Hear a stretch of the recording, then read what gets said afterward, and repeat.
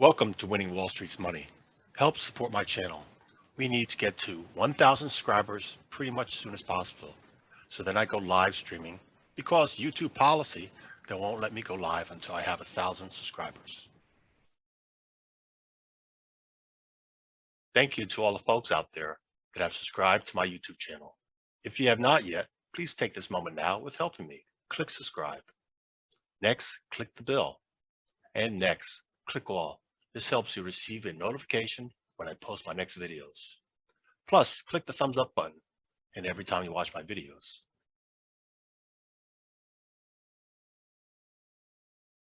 If you got value from this video, if this was helpful, then please consider sharing a small monetary donation to my channel by going below and clicking on either my Patreon or PayPal links.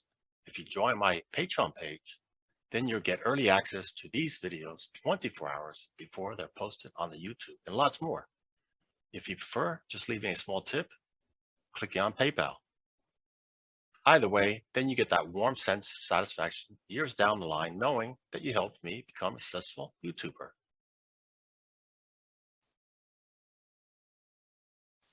Thursday, March 31st, 4:43 p.m. New York time. The futures market is still open. Trades that closes at 5 p.m. New York time. And today's the last trading day of the month. Let's look at the monthly performance, meaning we'll use the candlesticks that represent the month. And we want to identify if it's been trending, bullish or bearish, or if it's in a consolidation phase, specifically if we're at the highest points of the year or near the lows of the year, because a lot of things are near the highs of the year. The exchanges for the futures, if you don't have access to that, well, you may want to go to another broker. Not all brokers offer data to have access to the futures. It's a very important exchange to have that information on. And if you don't want to trade in the futures market, but want access, well, you could trade many of the futures in the equity market. They have stock ETFs as well as options. We're going to first look at the energy category. The most popular is crude oil. We'll zoom in. So we just ended, or about to end, the first quarter of the year. That's a significant number of data will be coming out after the close. Well, for the month, we had this huge trading range. There was the high, here was the low. Midpoint around here, we're below it. We're much closer to the low. So right now it's priced at $100.83. Yeah, still above the high of last month. Look at that, each month for this year, higher highs, higher lows. The momentum has been up. I'm still bullish bias. History, when we go back here, we are not at the all-time high. Whoever shared you that information, told you that, is they're lying. We've been higher in the past. We have a high all the way back there, 2008.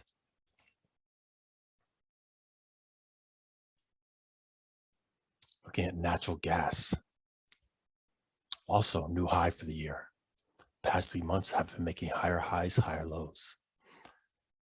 We are not even at the highs of last year yet, but we broke above this wedge. Again, bullish bias. As well, there's a record high all the way back there, 2005. So we're not at all-time highs. Again, there's a lot of intentional information out there people are putting out there to mislead you. Charts don't lie, but people do for their own personal agenda in the media and politicians. Yep. So understand, all commodities are priced in the US dollar. If the US dollar gets stronger, typically commodities go lower. And in inverse, if the dollar pulls back.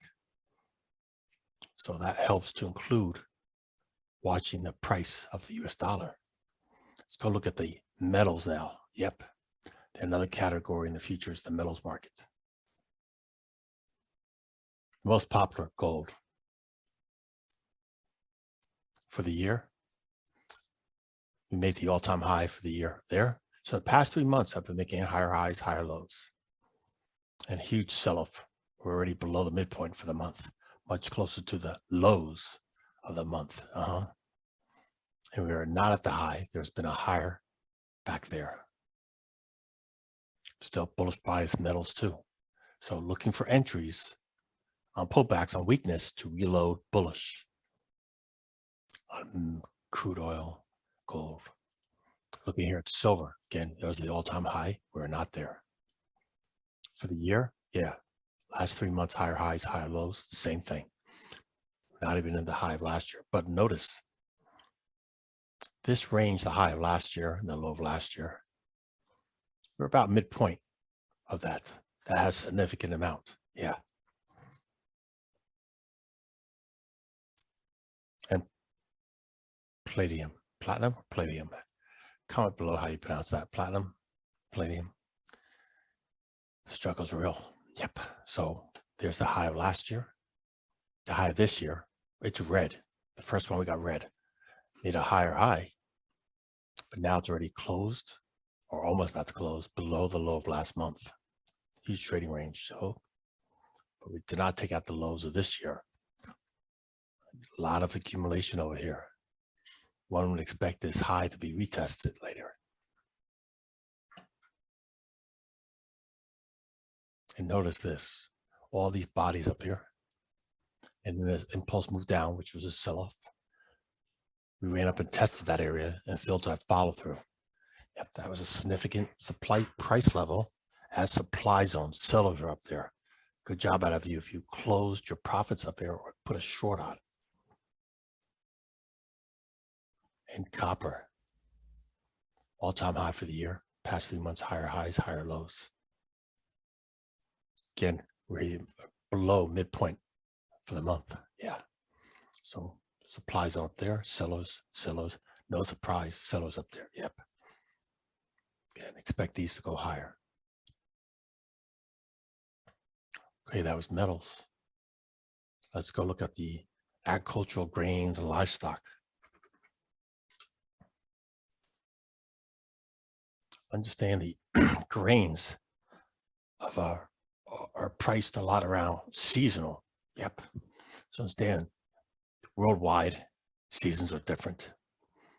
And you rotate products in and out that also make those prices change. So understand that these agricultural products, droughts, well, spike prices up, floods, too much rain, can ruin it. So again, if you're deeply involved in trading these commodities for agriculture, you'll be knowing when the planting season is, when the harvesting season is, and the weather patterns to understand, is it a dry season coming into or a rain season?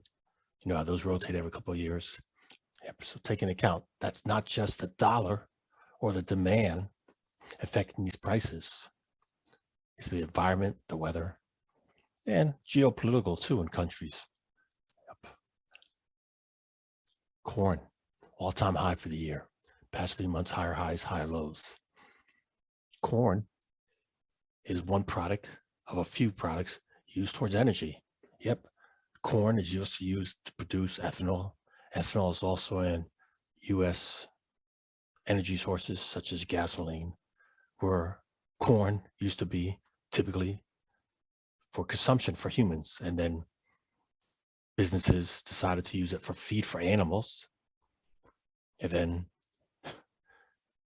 governments and business owners decided to use it as a added fuel source into crude oil.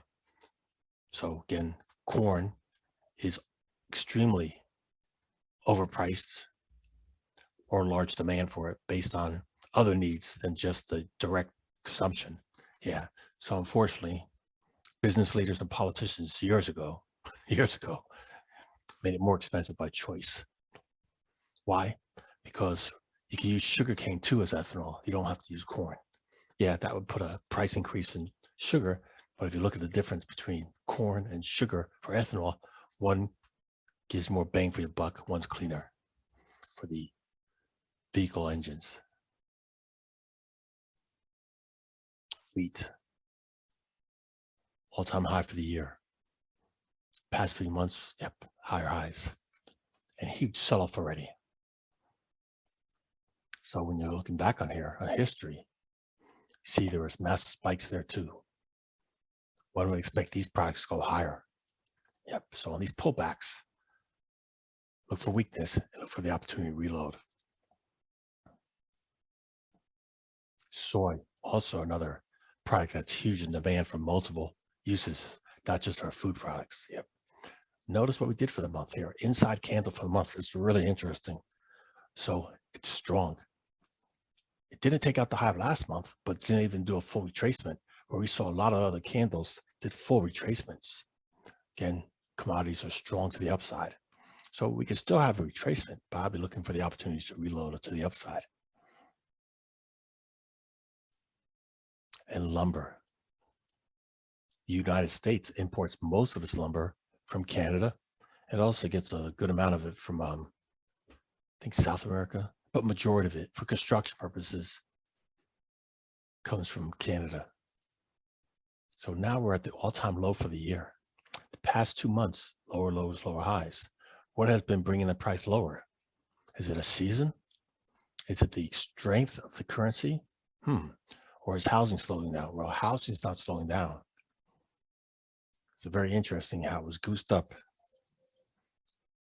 rapidly. And now we're down here. Well, actually, I stand corrected. We're looking at old data. I got to update this data. I apologize. This is not current. Okay, live cattle. Red for the month, lower low, lower high, trading lower. Little wick down there is already showing buyers are stepping in. So the momentum has been bullish bias. We had a retracement and buyers stepping in. So understand, a break above here, expect new buyers, and a break above there, expect new buyers. So if your currency is getting weaker, well, you have less discretionary income to spend for cattle. That may be one reason it's pulling back. Or again, the stock of it is less available. So there's multiple reasons, but I'm saying this is still a demand zone of buyers over here. And feeder cattle, very interesting. Massive consolidation since the end of last year or this year. So it's forming here a bullish engulfing candle. And we'd expect one to have buyers once it breaks above here. And there's already buyers down here on the demand zone, where this being the supply zone up here. Yeah, we'll have more buyers come in. So expect this likely to go higher. And lean hog, especially in Asia during the holiday season, such as Christmas, those prices are raised even higher. Again, another seasonal product, such as turkey in the United States. So the past 3 months, the trend has been up. The lows of the year, and there's a high of the year. But the current month, small trading range, really small, an inside candle. So this is suspicious because notice these 2 inside candles, we made a reversal to the upside. This is a solid body equivalent to a red. So use caution. We may have a further pullback here. Okay, we're in there.